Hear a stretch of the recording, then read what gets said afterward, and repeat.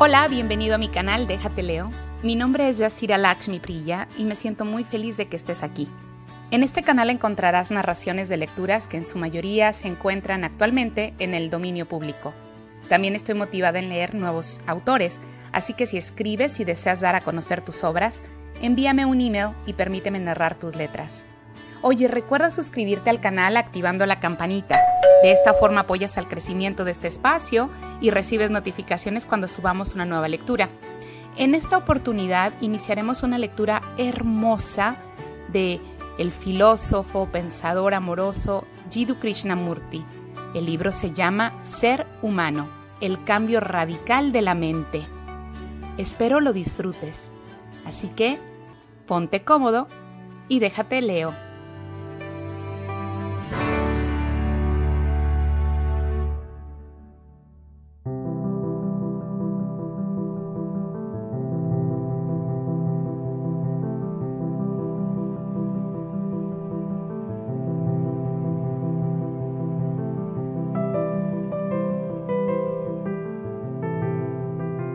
Ser humano, el cambio radical de la mente. Obras de Krishnamurti.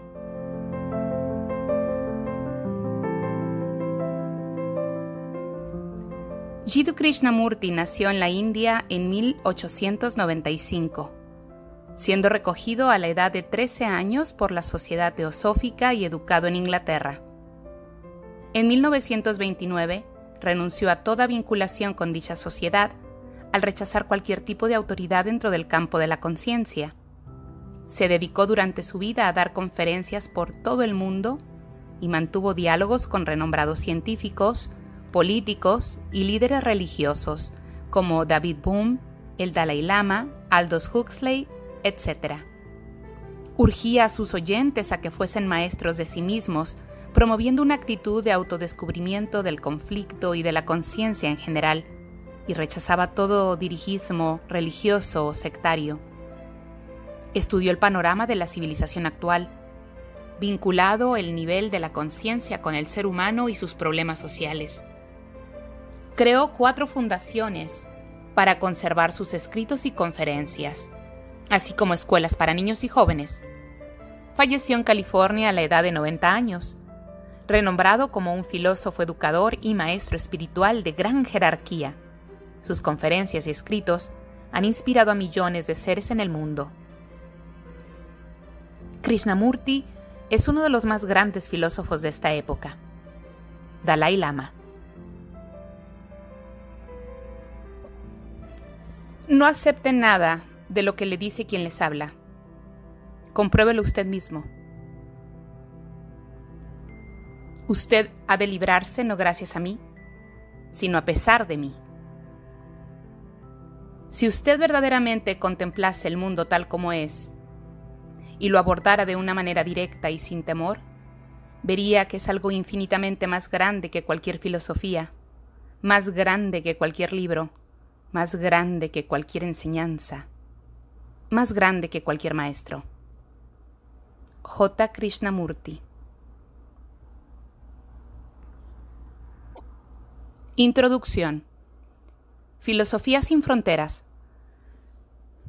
¿Qué quiere decir hablar sobre un renacimiento de la filosofía? Debería significar algo así como restaurar su importancia en la forma en que usted y yo vivimos y vemos nuestra vida cotidiana.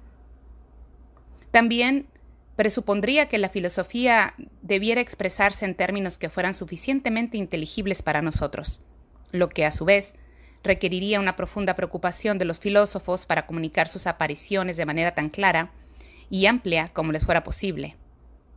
Los candidatos que carecieran de estas características no deberían dedicarse a ella. También podría verse el renacimiento de la filosofía como una solicitud para que la palabra filosofía sea utilizada en su verdadero y original sentido, el amor por la sabiduría, un concepto que de por sí demuestra lo poco que lo utilizamos, aunque todavía aparezca, esperemos que de forma no demasiado precaria, en el Conscience Oxford English Dictionary. ¿Cómo se define en él la sabiduría? La versión de 1995 dice que es la experiencia y el conocimiento, junto con la facultad de aplicarlos de forma crítica. En una edición anterior se decía que era la inteligente aplicación del conocimiento. Estas definiciones resultan sorprendentemente parecidas al fondo de lo que dice Krishnamurti, a lo que es su filosofía. Permítaselos llamarle así, de momento. Una y otra vez, él señala la crucial importancia de aplicar el conocimiento y la experiencia allí donde estén justificados y no hacerlo donde no corresponde, donde la vida nos pide que observemos y actuemos de una forma nueva. Esto no resulta tan sencillo como parece. Tiene profundas implicaciones en nuestras formas de ver y de actuar, ya sea personal, social o políticamente. Tales implicaciones y todo aquello que impide a la mente humana responder bien y armónicamente, tanto en la dimensión de lo conocido como en la de lo desconocido, son los temas que Krishnamurti investiga incansablemente. Krishnamurti es también un filósofo en el sentido auténtico del término. Al renovar el viejo debate sobre la naturaleza de la verdad, que a algunos de nosotros sin duda nos parece algo definitivamente ingenuo y anticuado y a otros una cuestión ampliamente superada. Pero, en líneas generales y a pesar de la pregunta específica y escéptica, ¿qué es la verdad?, de Poncio Pilatos, todos debemos de estar interesados en saber qué es verdadero y qué no lo es en una amplia gama de temas prácticos, como la verdad de los hechos en las relaciones personales o en las disputas internacionales. Nos guste o no, la noción de la verdad se cuela en nuestras vidas. También resulta significativo que cuando hace algunos años una importante revista realizó una encuesta entre sus lectores, descubrió que, entre los temas fundamentales que más interesaban, el de la verdad encabezaba la lista. Está claro también que al menos parte de la inmensa fascinación que el público de los Estados Unidos sintió por el juicio televisado de O.J. Simpson se debió a la oportunidad que ofrecía a los telespectadores de sopesar las pruebas y determinar la verdad por sí mismos. Una de las anécdotas más sorprendentes se produjo cuando el Ministerio Fiscal hizo pasar un video para demostrar el rigor científico con el que el forense había recogido una mancha de sangre del suelo. Cuando concluyó el video, inmediatamente la defensa insistió en que se debía volver a pasar, alegando que el video probaba precisamente lo contrario, es decir, la incompetencia del forense. Además de servir para confundir a un jurado, lo que indiscutiblemente revela este incidente es el problema crucial de la percepción humana, de que no vemos necesariamente de la misma manera lo que es verdadero. A veces esto no tiene importancia y puede ser hasta enriquecedor, pero en otras ocasiones lo encontramos perturbador y molesto. Sin embargo, en algunas ocasiones puede llevar al ser humano a que extermine a un número inmenso de sus congéneres. De modo que nuevamente podemos alegar que mediante la exploración del tema de la verdad, Krishnamurti retrocede hasta las mismas raíces de la filosofía. Sin embargo, la forma en que lo hace echa abajo las tan fuertemente atrincheradas fronteras académicas que se han establecido en nuestro tiempo entre la filosofía, la psicología, la ciencia y la religión. Krishnamurti tratará cualquier tema relacionado con cualquier campo de la actividad humana que considere importante para la forma en que nos vemos a nosotros mismos, a los demás, a la vida y al universo. Uno no tiene por qué compartir sus opiniones para poder experimentar una refrescante sensación de libertad al conocer este enfoque. Aunque Krishnamurti rechazaba frecuentemente para sí el calificativo de filósofo, expresaba su respeto por el auténtico significado de filosofía como el amor por la verdad y la sabiduría en la vida diaria de cada uno, que viene a ser el sentido que se le da al término en el título de esta introducción. ¿Por qué rechazaba el uso corriente? Tal vez podamos encontrar una pista en una charla que dio pocos años antes de su muerte, ocurrida en 1986. Entonces formuló la siguiente pregunta a su auditorio. ¿Qué es lo que se halla más allá del tiempo, lo que constituye la fuente, el origen de toda creación? Muchos de nosotros habríamos considerado sorprendentemente esta pregunta, aunque algunos la habríamos descartado al punto por metafísica. ¿Cuál fue su respuesta? La audiencia la guardó expectante, pero él no dio ninguna. En su lugar habló de la naturaleza de una mente que fuera capaz de penetrar en semejante pregunta. En esta era de expertos, ¿no es esto algo a lo que estamos acostumbrados? Si asistimos a una conferencia sobre filosofía en la que se discute la naturaleza de la realidad, o escuchamos un debate televisivo sobre la equiparación de la mente a un ordenador, esperamos que se nos den explicaciones y respuestas. No esperamos oír un discurso sobre la cualidad que ha de tener la mente para investigar estos temas, especialmente si hemos tenido una formación académica seria y posiblemente cara. Es probable que nos hubiéramos sentido decepcionados, incluso ultrajados. De forma menos exigente, los filósofos contemporáneos han considerado que su papel es exponer sus propios análisis del lenguaje, sus teorías y sus nuevas ideas. No indican a sus alumnos que es necesario, ante todo, disponer de un estado mental en el que se puedan abordar tales temas.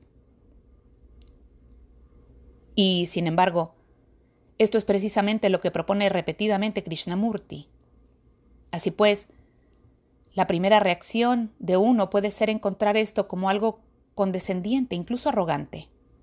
Pero analicemos de nuevo las 3 citas de Krishnamurti con las que inicia este libro. La primera establece la disponibilidad del que escucha para comprobar y poner a prueba la validez de lo que dice el propio Krishnamurti.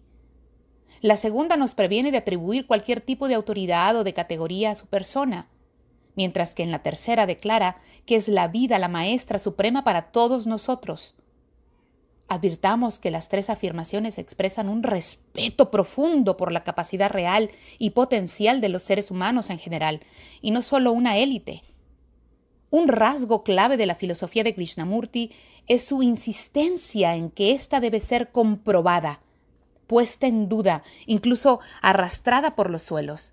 Esto significa esencialmente comprobar la verdad de las proposiciones que nos presenta en contra de nuestra experiencia diaria.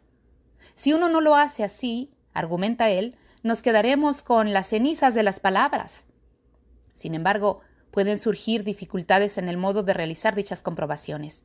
La tendencia del hombre a venerar a alguien, a idealizar a líderes políticos y a salvadores religiosos, a quedarnos emocionalmente colgados de creencias, a tener fe, es tan evidente como la enorme confusión y conflicto que ello causa. Como afirma de forma convincente el psicólogo Henrik Fromm, entre otros, Dios, los dignatarios religiosos e incluso los dictadores políticos se convierten fácilmente en figuras parentales, en el padre o la madre magistral e incondicionalmente amorosos que nunca hemos tenido.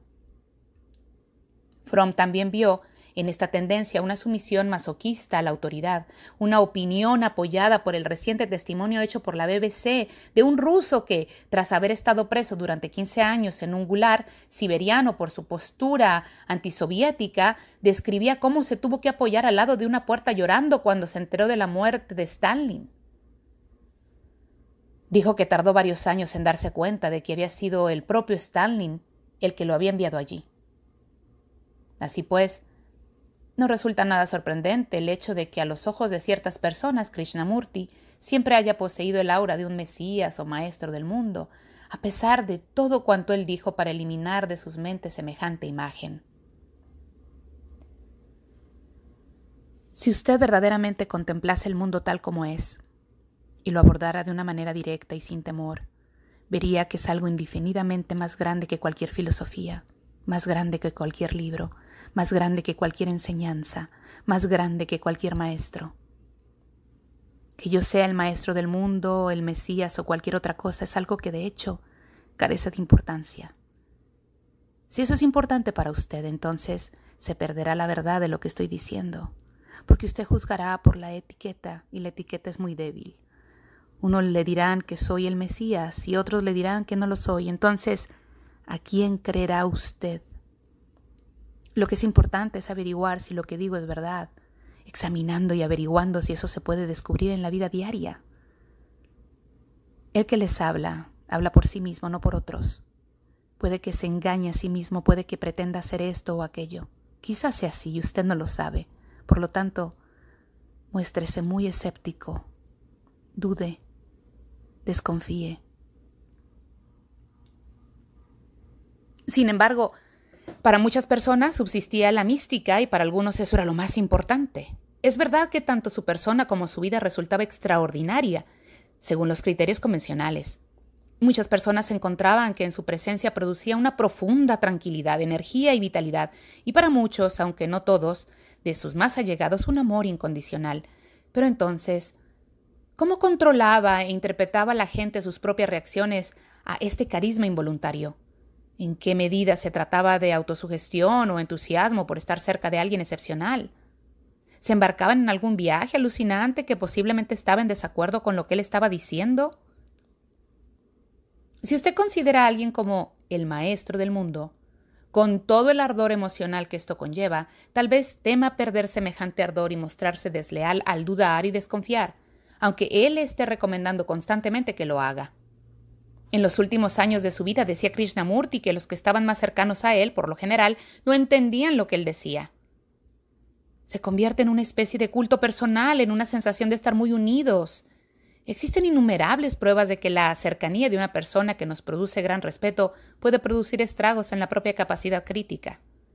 Problemas de esta índole le pueden surgir también a personas que nunca escucharon o conocieron a Krishnamurti personalmente. Como él mismo dijo, su estilo es enfático. Su utilización del término evidentemente sigue a menudo a proporciones que uno puede que no las encuentre nada evidentes. Esto quizás sea deliberadamente provocativo y lo haga para alejar a sus oyentes de su complacencia habitual.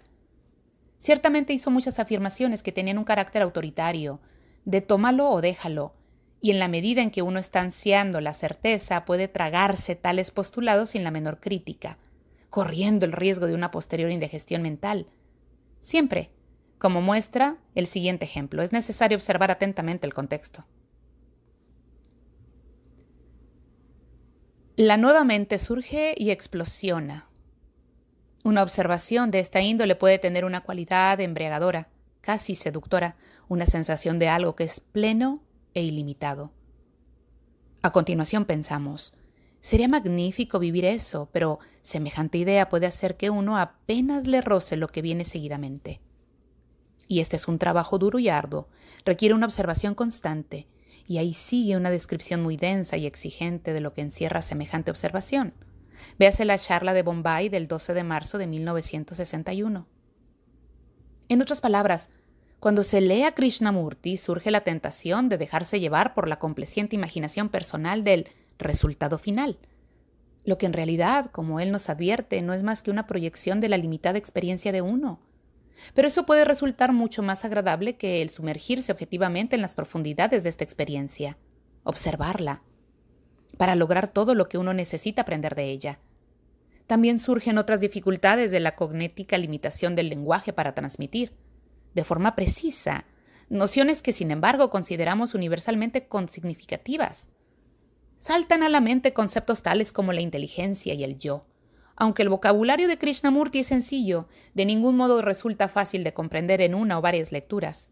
Como él dijo, ustedes tienen que aprender mi vocabulario, el significado que subyace en las palabras. En cierto modo, esto refleja la dificultad que todos los psicólogos y filósofos tienen al describir los modos complejos y sutiles de cómo funciona o falla nuestra mente. Quienes sienten que tienen algo nuevo que decir suelen acuñir y definir por lo general una serie de nuevos conceptos. Krishnamurti rechazó deliberadamente esto, pero dejó claro durante la década de 1930 que utilizaría el lenguaje de una forma especial. También puso sobre aviso a sus oyentes a las limitaciones inherentes del lenguaje. Las palabras solo tienen valor si transmiten el verdadero significado de las ideas que hay tras las palabras. Usted no puede describir algo que es indescriptible con palabras.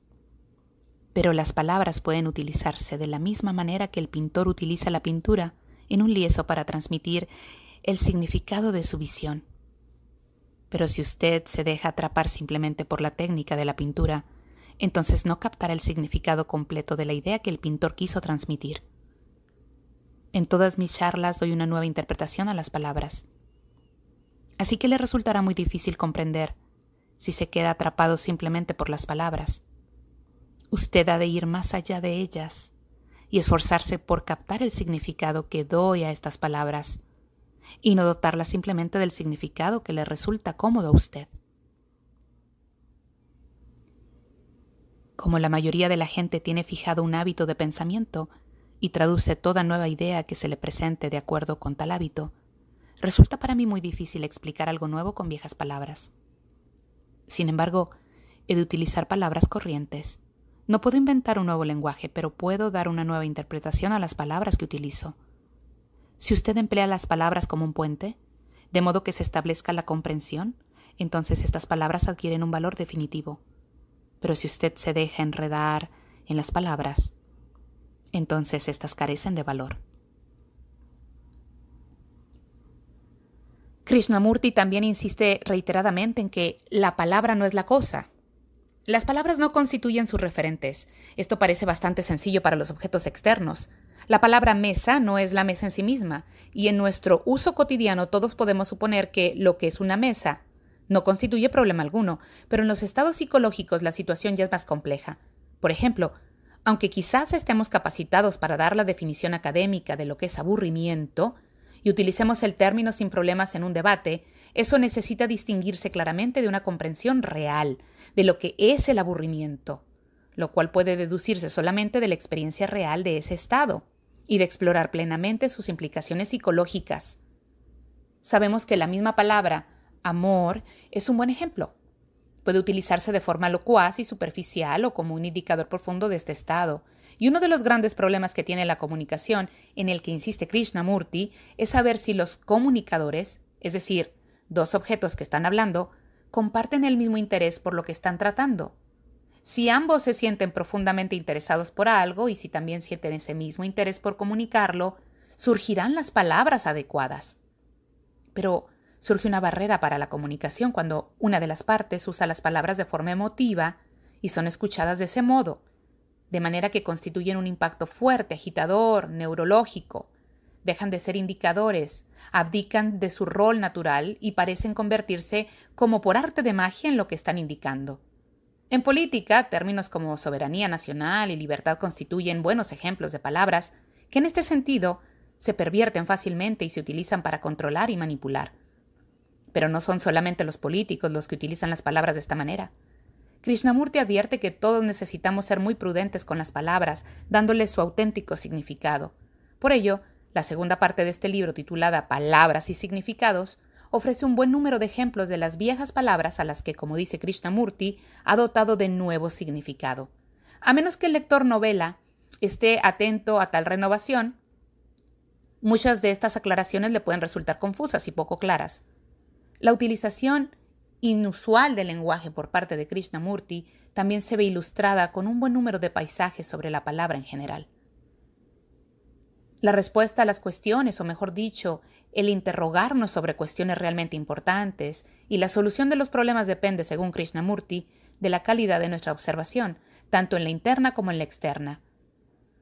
Dicho simplemente de la misma forma que los científicos tienen que velar por la cualidad y la calidad de los aparatos con los que observan particulares subatomías, todos necesitamos estar pendientes, y de forma constante, de la calidad y de la claridad de nuestras mentes.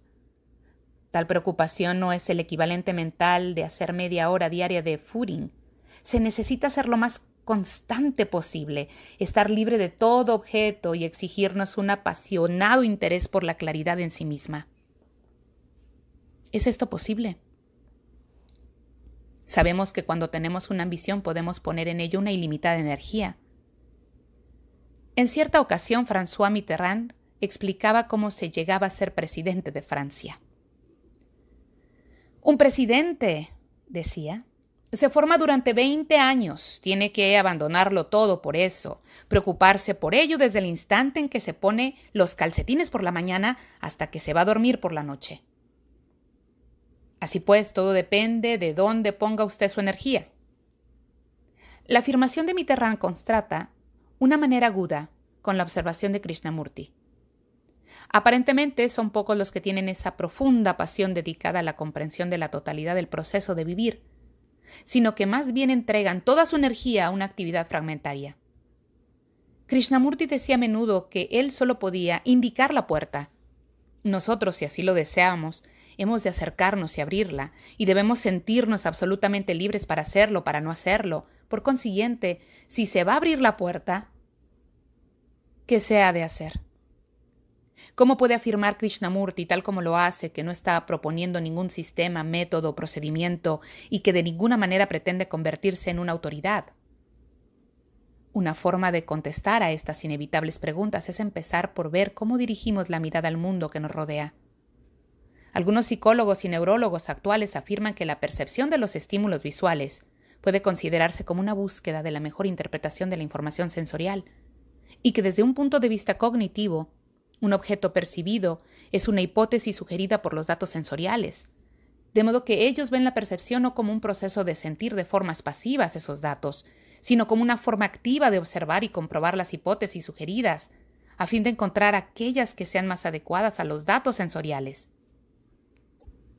Esta clase de observación y de comprobación de hipótesis se utiliza constantemente en la ciencia, en donde una confirmación posterior de los resultados constituye la base para determinar lo que es científicamente cierto. Aunque sin el rigor de la ciencia y su preocupación por duplicar los resultados, todos nosotros utilizamos de forma más sencilla el mismo proceso básico en nuestras situaciones diarias. Cambiaré el tren por el coche a ver si llego antes al trabajo. Pon otro enchufe y comprueba si la lámpara funciona. Si me ofrezco a trabajar horas extras, tal vez me den permiso para irme en julio. Invitaré una copa a ese compañero de trabajo tampoco dispuesto a echar una mano a ver si mejoran sus relaciones con él. Es un proceso natural y esencial de todos, y los utilizamos para vivir una manera más razonable y eficaz en nuestras vidas diarias. Así pues, una forma de entrar en contacto con Krishnamurti es verlo como alguien que nos ofrece hipótesis sobre el funcionamiento de la mente humana, que está abierta para que todos nosotros la comprobemos. Lo que aquí se propone es algo tan transacional, transcultural y universal en su aplicación como la ciencia, pero que funciona en un campo muy diferente: la forma de llevar nuestra vida diaria. No debería verse como una necesidad de solicitar la ayuda de la ciencia, aunque se puede ver como algo adaptable a la ciencia. Pertenezcan los seres humanos a cualquier cultura y sociedad, sean cuales fueren sus creencias religiosas e idearios políticos, todos ellos tendrán que hacer y comprobar hipótesis o suposiciones sobre la realidad. Esta capacidad nuestra es la que ve Krishnamurti como crucial, como suprema, exhortándonos a que la utilicemos y a que profundicemos en ella, pidiéndonos que consideremos cuáles de nuestras suposiciones son las más importantes para ser investigadas y comprobadas. ¿Tienen los seres humanos, según Krishnamurti, algún problema específico a la hora de observar lo que ocurre en su interior y en su entorno? ¿Qué es lo que impide la claridad y la objetividad que demanda la vida si no queremos desperdiciar gran parte de ella en conflictos e ilusiones? ¿Existe alguna proporción particular en este campo que él nos invite a comprobar? En casi todas las charlas que daba Krishnamurti utilizaba la frase «el observador es lo observado» y hablaba de observar sin el observador. Bien podría suceder que la comprensión de estas declaraciones y de otras que hace no se haga posible sin al menos cierta experiencia psicológica. Para hacerla plenamente significativa es necesario comprobarla. Y la tercera parte de este libro contiene paisajes en los que Krishnamurti indica la manera de verificar tales comprobaciones. Quizá pueda ser útil que intentemos resumir aquí estas declaraciones. En experiencia cumbre llamémosla fase primera, tales como un ataque de cólera o un intenso placer. No tenemos ninguna sensación de separación de aquello que estamos experimentando. Yo no sopeso mi cólera o me propongo evitarla en el futuro o encuentro razones que la justifiquen. En el caso del placer, no pienso en la próxima oportunidad en que pueda experimentarlo. En ambos casos yo formo una unidad con la sensación, pero en cuanto se desvanece esta experiencia cumbre, se pasa a una segunda fase que constituye una dualidad, una separación, una fractura, expresada en reflexiones tales como «no debería haber perdido el control», «aquel individuo se lo merecía», etc. En el caso de experiencias desagradables tales como la soledad, también puede producirse una técnica de evasión como poner la radio, tomarse una copa o telefonear a alguien, suprimiendo de este modo el desagrado y reforzando la capacidad personal ante una nueva experiencia de ese tipo. Mientras que tras una experiencia cumbre de placer, generalmente se le sigue dando vueltas. Se la rumia, se produce una adicción a su repetición. Lo que sucede aquí en la segunda fase, Krishnamurti lo considera como una división conflictiva de la psique, que el surgimiento de un observador imaginario que se separa de lo que estaba experimentando, Krishnamurti considera esta división como el origen de un conflicto interminable, tanto en el interior de uno mismo como con los demás, e incluso de forma colectiva entre las naciones. ¿Qué se puede hacer? Él responde nada. Simplemente propone que cuando surjan estos pensamientos, estas imágenes disgregadoras, uno debería quedarse con ellas.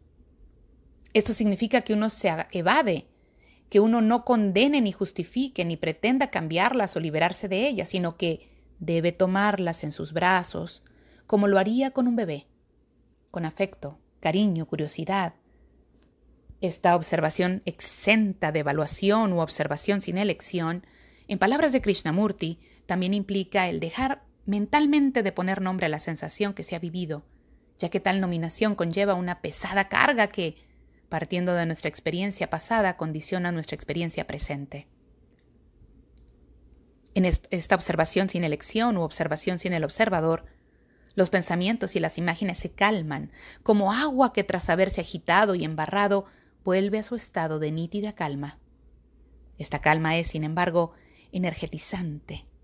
En ella puede surgir una clara percepción del auténtico sentido, el origen, funcionamiento y limitación de los pensamientos e imágenes experimentadas. Si la mente es consciente de sus límites, sin condenación ni justificación, si simplemente se muestra consciente de su limitación, entonces usted verá que se produce una liberación de esa limitación. Y en esa limitación la verdad se hace realidad. El autor de la presente introducción no se hace ilusiones acerca de que su breve sumario pueda hacer justicia a este tema crucial que se halla presente en todo el trabajo de Krishnamurti y que tiene implicaciones en la forma en que nos vemos, no solo a nosotros, sino también a los demás y a la vida en general. No obstante, si ello ha servido para que el lector se anime a revisar los múltiples paisajes que Krishnamurti trata este tema y a comprobarlos en su experiencia diaria, estas líneas habrán logrado su propósito. Este es quizá un buen momento para mencionar que Krishnamurti se refería a menudo a este tipo de investigación como una actividad que requería una deseable seriedad que no careciera de humor. De la observación sin el observador decía: nadie puede enseñársele. Llega a trabarse de la observación de usted mismo con una continua atención y además resulta muy divertido si usted no condena ni justifica y se limita a observar lo que es. Y describía ese aprendizaje de la siguiente manera: aprender es divertido. Ver nuevas cosas resulta muy divertido. Proporciona una tremenda energía si usted hace un gran descubrimiento por sí mismo, no si otro lo descubre y le habla de ello, porque entonces es algo de segunda mano. Cuando usted está aprendiendo, resulta divertido ver algo completamente nuevo. Es como descubrir un nuevo insecto, una nueva especie. Descubrir cómo funciona mi mente, ver todos sus matices, sus sutilezas, llegar a conocerlo es divertido. ¿Dice Krishnamurti algo nuevo?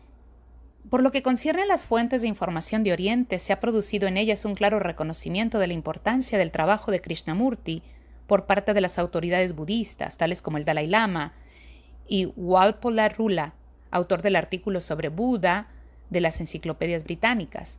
Un reconocimiento similar lo han expresado también eruditos de Vedanta como Venkatesananda. La reacción de Occidente ha sido más variada.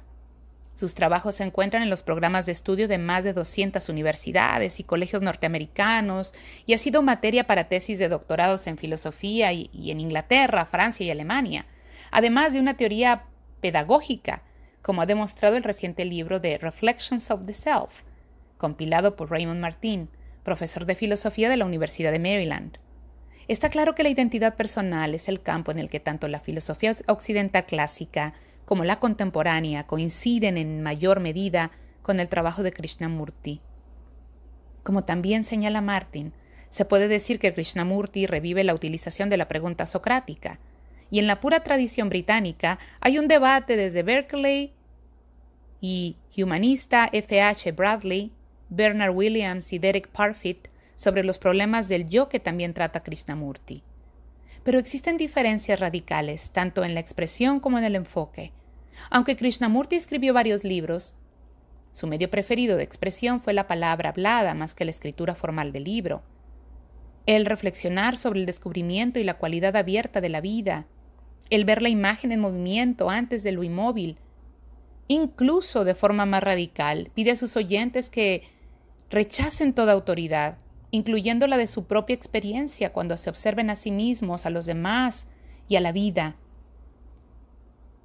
Su respuesta personal a la pregunta ¿hay algo nuevo en su enseñanza? Ilustra claramente este punto.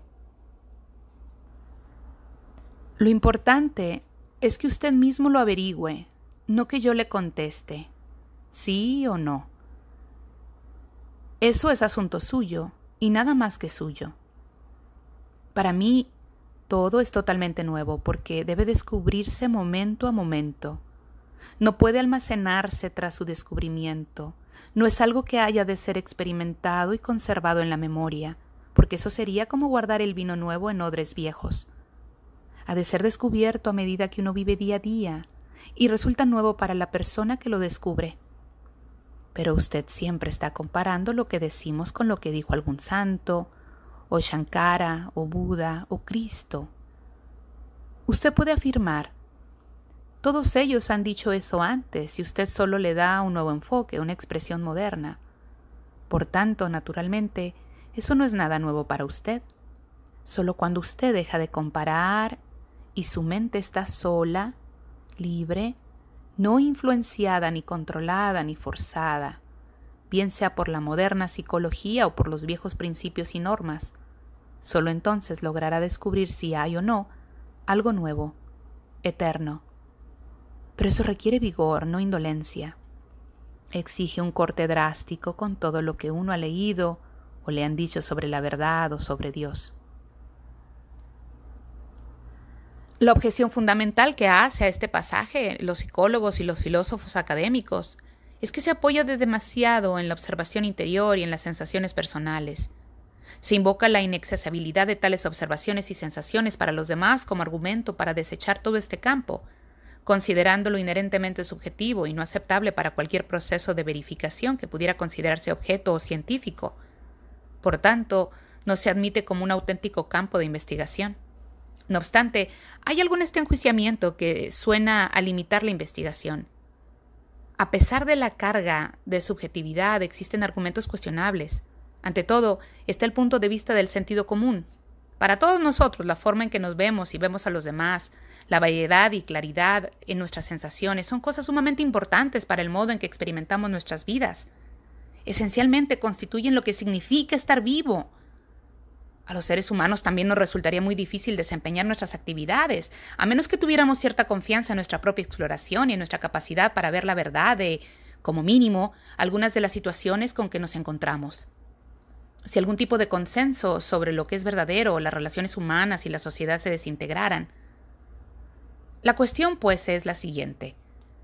¿Puede un ser humano, mediante su propia experiencia, aportar nueva luz, o sea, claridad, para dar con la cualidad de la mente que todos necesitamos y ver lo que fundamentalmente la limita?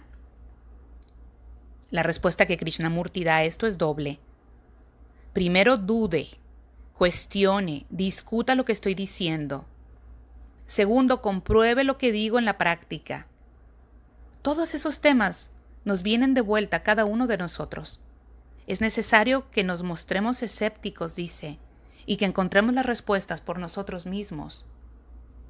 Se ha estimado que el legado literario de Krishnamurti en forma de charlas, diálogos y escritos equivale al contenido de 400 libros de formato medio. De todo este material, los 50 libros más importantes se han recopilado y traducido a muchos idiomas.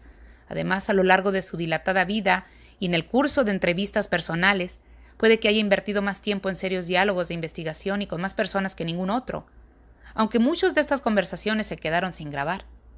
A la vista de esta considerable producción, tanto la publicada como la que aún no se ha publicado, representaría una tarea formidable, o más bien temeraria, el tratar de recopilar una breve antología de textos que pudieran servir como introducción a su trabajo. Además, cualquier texto que uno escoja reflejará que no es el adecuado para una introducción. Pero para paliar la desesperación del recopilador, se le presenta también cierta clase de inesperadas ayudas. Así, por ejemplo, En 1980, Krishnamurti escribió a petición un resumen de una página de todo su trabajo al que se refirió como la esencia de su enseñanza. Por eso el presente libro parte de este resumen y continúa con una selección de pasajes de forma más amplia. Uno se diría que de ese modo las cosas podrían ir bien, que se podría proporcionar un compendio cuidadoso y claro. En cierto sentido es así, pero también suscita inminentemente ciertas reservas. Las reservas surgen debido a que cualquier estudio prolongado de la enseñanza de Krishnamurti o de lo que sea, como él señaló en cierta ocasión, le enfrenta a uno con una mente cuya naturaleza está constantemente desarrollándose e intensificándose. Una mente que es siempre dinámica y nunca estática. Esta naturaleza procede, en parte, de su gran énfasis en lo nuevo y en lo desconocido de la vida, como aspecto vital y enriquecedor de la existencia humana. La vida es lo desconocido, de igual modo que la muerte es lo desconocido, y también la verdad es lo desconocido. Así que existe algo nuevo en cada momento del ser. El reto consiste en verlo. Para Krishnamurti, lo que es nuevo, desconocido, impredecible de la vida, necesita verse con una atención total que no se encuentre condicionada por la experiencia pasada. Aunque la inteligencia que él ve, que está actuando en la atención, sabrá cuándo recurrir a esta experiencia. La consecuencia de esta visión de la vida, como un aprendizaje creativo, como algo originalmente nuevo, es que el lector, que espera encontrar en ella una serie de conclusiones sobre la condición humana, que tenga algo de reconfortante, una firmeza de gran pirámide, se sentirá defraudado. Lo que ese lector o lectora hallará es un buen número de afirmaciones sobre cómo percibimos la vida, a nosotros y a los demás, lo cual, si lo comprobamos y vemos que es cierto, abrirá la puerta, como él dice, a un proceso de observación de la inmensidad de la vida. Sin embargo, los lectores nobles han de estar advertidos de que el estilo de Krishnamurti, cuando hace estas verificables afirmaciones, aunque por definición no sean dogmático, sí puede resultar ciertamente categórico. Hay otra particularidad por lo que puede decirse que un libro de introducción a sus textos encaja con dificultad con lo que se está diciendo. Sus afirmaciones contrastables son claramente inseparables del aprendizaje sobre uno, sobre los demás y sobre la vida como una totalidad. Ahora bien, la forma en que nosotros hacemos esto es generalmente mucho más fortuita que la empleada en la tranquilidad de la lectura de un texto impreso. La vida nos llena de sorpresas, nos da lecciones de acuerdo con su ritmo y frecuencia, y no de acuerdo con los nuestros. Gran parte del atractivo que tiene un libro es que su escritura parece imponer, de forma tranquilizadora, un cierto orden en el veleidoso mundo. Además, un libro depende de nosotros, en el sentido de que podemos tomarlo o dejarlo según queramos. Lo podemos controlar. Al libro sí, pero difícilmente podemos controlar a la vida. Sin embargo, para algunos lectores al menos, la imprevisibilidad de Krishnamurti puede liberarlos de esta sensación molesta que proporciona el orden libresco. La última parte de este libro contiene una serie de extractos que se refieren a 3 sencillas acciones. Permanecer con lo que es, las preguntas fundamentales no tienen respuestas, y la belleza del no saber. También se les puede llamar inacciones de las que brotan las acciones. Se dan solo como ejemplos, sino como una guía autorizada. Las 3 pueden verse como capacidades naturales humanas y no como algo que pudiera calificarse de un nuevo tipo de modo de técnica. En cierta medida ya utilizamos estas capacidades, incluso tenemos que hacerlo. Sabemos que en nuestros momentos de aflicción es más saludable y adecuado aceptar el dolor y permanecer con él, que tratar de suprimirlo y huir de él. La importancia que tiene saber que uno no sabe es algo que muchos de nosotros hemos escuchado de algún profesor en la escuela o en la universidad. Y el buscar una solución tras dormir con un problema es algo que todos hemos hecho en uno u otro momento. Así pues, lo que nos sugiere aquí Krishnamurti es algo que en cierto modo puede considerarse muy simple, una aplicación más profunda y más amplia de las facultades naturales de la mente. Sin embargo, para él, esto no es sencillamente una cuestión de mejora provechosa, sino una necesidad urgente y profunda, algo que la vida requiere de nosotros. Descuidar estas capacidades produce conflicto y desolación. Pero antes de que puedan florecer necesitamos ser conscientes de ellas y comprender las razones de este descuido. Las páginas finales de este libro contienen diversas citas sobre temas que surgen frecuentemente en los diálogos con Krishnamurti. Por último, ¿hasta qué punto está uno dispuesto a comprobar lo que Krishnamurti dice? Dependerá de si uno siente que aquel problema de Albert Speer de ver solamente lo que uno quiere ver y saber solamente lo que uno quiere saber, no es solamente el problema de un ministro del Tercer Reich, sino algo que nos atañe a nosotros. No todas las percepciones limitadas resultan tan inhumanas como las de Speer, pero muchos de nosotros tenemos conflicto y malentendido con los demás porque no vemos o no queremos ver las mismas cosas del otro modo. Y de esta forma se pierde gran parte de la vida y de la energía en fricciones dolorosas y destructivas, ya sea en las relaciones personales o entre las naciones. En última instancia, explorar los temas que Krishnamurti plantea dependerá de que uno sienta que el comprenderse a sí mismo, a los demás y a la vida en general, y apasionarse por ello, es lo que, sobre todo, nos exige la vida. Es la esencia de ser humano. David Skeet.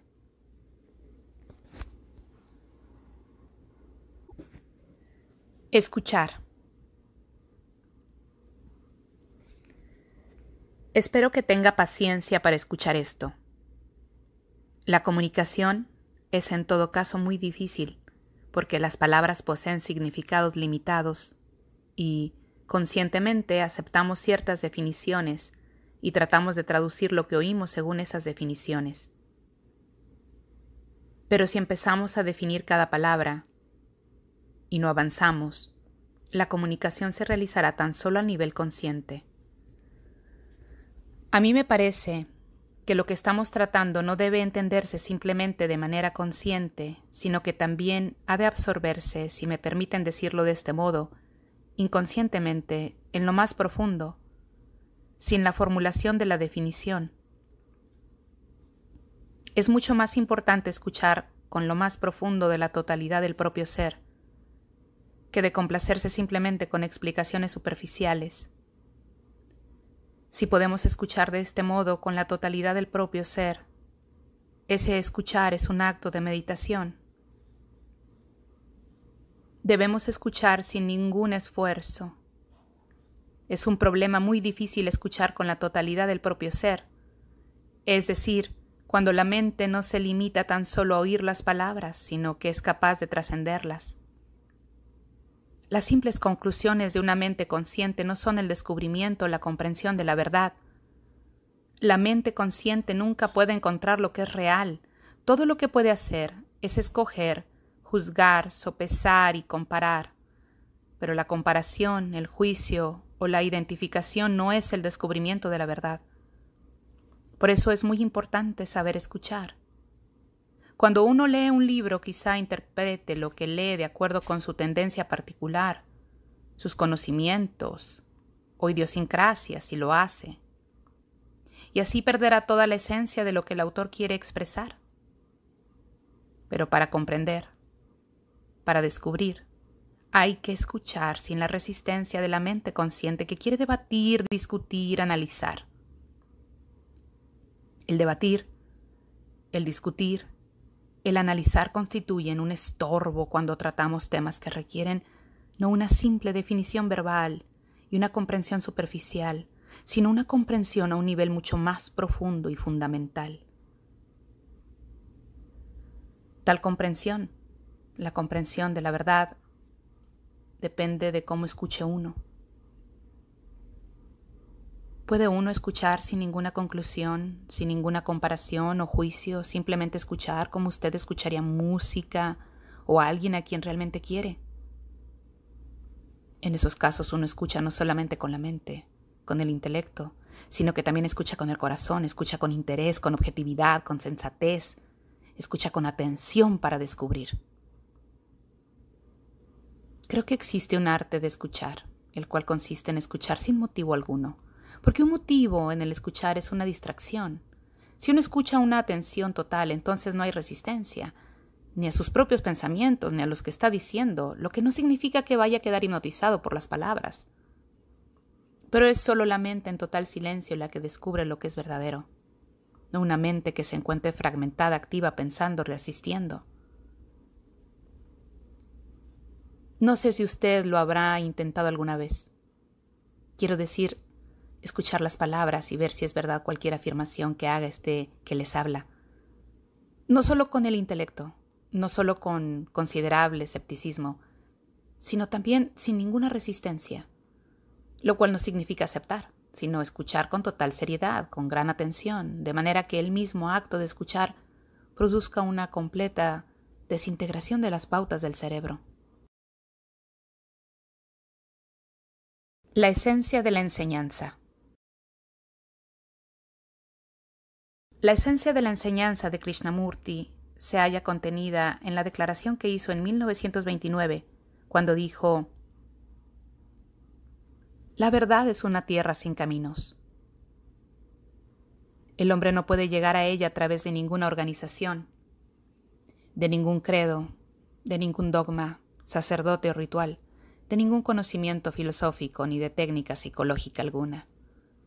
Tiene que encontrar la verdad mediante el espejo de la realización, de la relación mediante la comprensión del contenido de la propia mente, por medio de la observación y no por el análisis intelectual o la disección introspectiva. El hombre ha construido interiormente imágenes como una valla de seguridad, religiosa, política, personal. Estas se manifiestan como símbolos, ideas, creencias. La carga de estas imágenes domina el pensamiento del hombre, sus relaciones y su vida diaria. Estas imágenes son la causa de nuestros problemas porque ellas separan al hombre del hombre. Su percepción de la vida está moldeada por los conceptos ya establecidos en su mente. El contenido de su conciencia constituye toda su existencia. Este contenido es como una común totalidad humana. La individualidad es el nombre, la forma y la cultura superficial que adquiere la tradición y del entorno. La singularidad del hombre no radica en lo superficial, sino en la totalidad de la liberación del contenido de su conciencia, que es común a toda la humanidad. Por eso, él no es un individuo. La libertad no es una reacción, la libertad no es una opción, es jactancia del hombre creer que porque puede optar es libre. La libertad es observación pura sin dirección, sin temor del castigo ni de la recompensa. La libertad carece de motivos, la libertad no se halla al final de la evolución del hombre, sino en el primer paso de su existencia. En la observación uno comienza a descubrir la falta de libertad. La libertad se encuentra en el darse cuenta sin elección de nuestra existencia y actividad diaria. El pensamiento es tiempo. El pensamiento nace de la experiencia y del conocimiento, que son inseparables del tiempo y del pasado.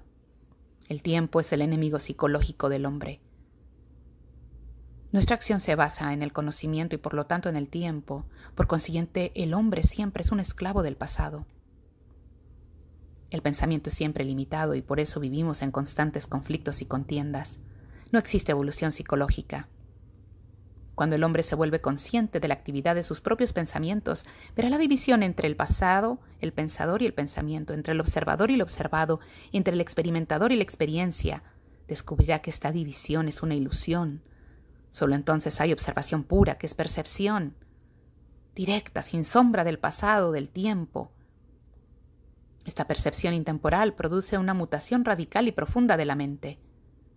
La negación total es la esencia de lo positivo. Solo cuando haya negación de todas las cosas que el pensamiento ha producido psicológicamente, habrá amor, que es compasión e inteligencia.